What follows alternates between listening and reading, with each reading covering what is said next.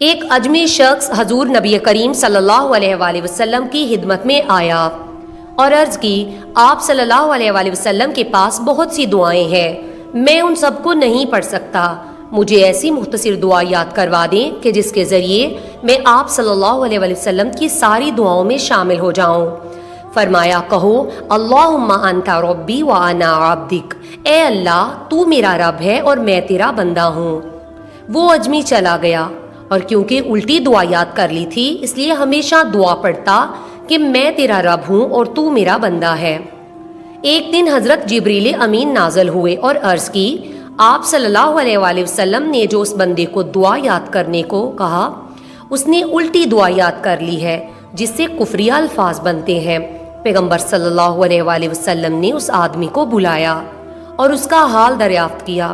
عرض کی، بہت خوش ہوں اور اس دعا کے ثواب پر اتنا امیدوار ہوں کہ کوئی حد نہیں۔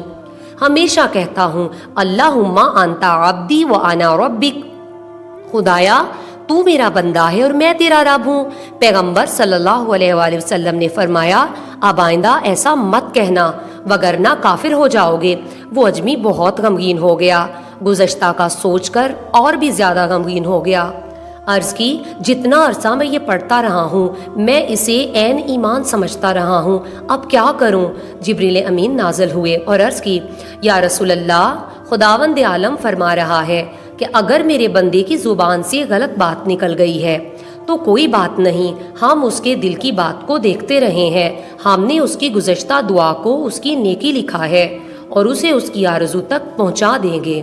اس لیے ہمیشہ حسن ظن رکھنا چاہیے اور خدا کی رحمت کا امیدوار رہنا چاہیے۔